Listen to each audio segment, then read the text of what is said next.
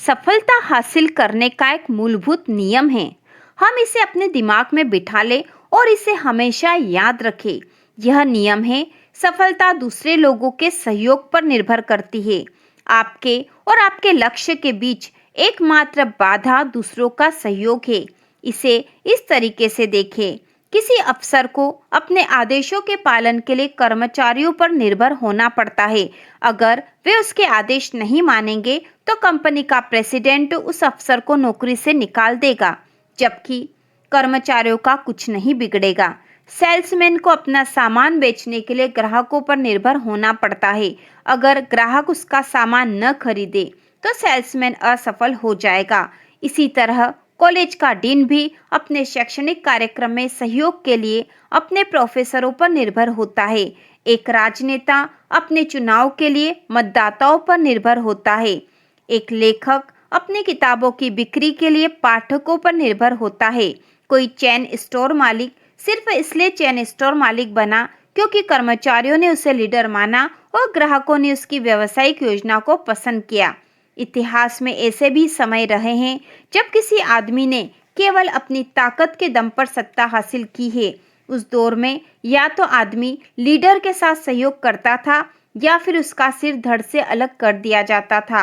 परंतु यह जान ले कि आजकल या तो कोई आदमी आपको इच्छा से सहयोग देगा या फिर वह आपको बिल्कुल भी सहयोग नहीं देगा। अब आप यह पूछ सकते हैं, चलिए यह मान लिया कि मैं जो सफलता चाहता हूँ उसे हासिल करने के लिए मुझे दूसरों पर निर्भर रहना पड़ता है, परंतु मैं किस तरह इन लोगों को प्रेरित करूँ कि वे मुझे सहयोग दे और मुझे लीडर माने। इसका जवाब एक छोटे से वाक्य में दिया जा सकता है। लोगों के बारे में अच्छा सोचिए। जब आप लोगों के बारे में अच्छा सोचेंगे तो वे आपको पसंद करेंगे और आपको सहयोग भी देंगे। अब हम बात करेंगे कि आप ऐसा कैसे कर सकते हैं। दिन में हजारों बार इस तरह का दृश्य घटित होता है। किसी कमेटी या समूह की बैठक चल रही है। इसका लक्ष्य है किसी प्रमोशन, नई नौकरी, क्लब की सदस्यता, सम्मान के लिए नामों पर विचार, जिससे कंपनी के नए प्रेसिडेंट, नए सुपरवाइजर, नए सेल्स मैनेजर के लिए समूह के सामने एक नाम रखा जाता है। चेयरमैन पूछता है, इसके बारे में आपकी क्या राय है? इसके बाद वहां बैठे सभी लोग अपनी अपनी राय देते हैं। कई नामों के बारे में यह राय सकारात्मक होती है, जैसे वह बढ़िया आदमी है, लोग उसकी तारीफ करते हैं, उसका तकनीकी ज्ञान भी अच्छा है। मिस्टर एफ, वह मिलनसार है, खुश मिजाज आदमी है, मुझे यकीन है यह आदमी हमारे ऑफिस में ठीक तरह से फिट हो जाएगा।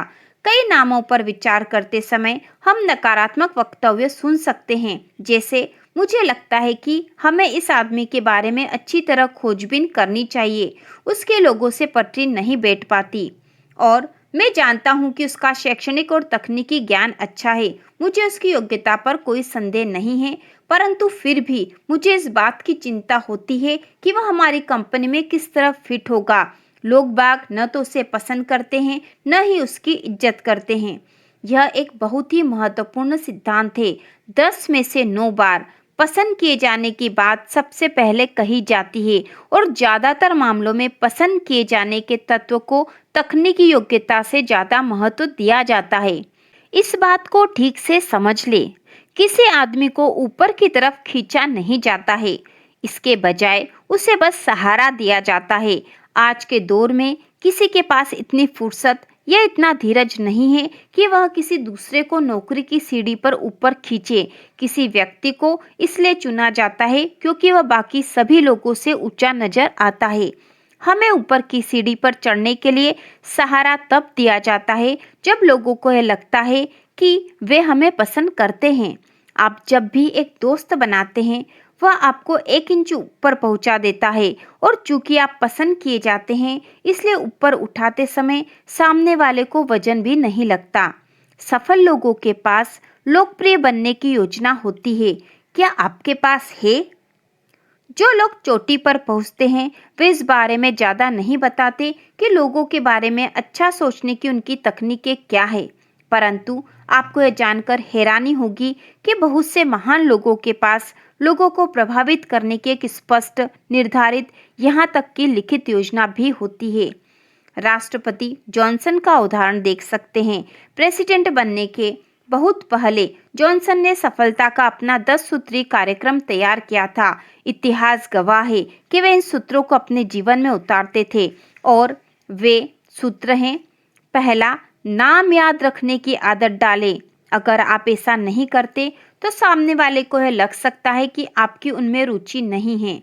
दूसरा, एक ऐसे आरामदेह व्यक्ति बनिए जिससे आपके साथ होने पर कोई तनाव में न रहे।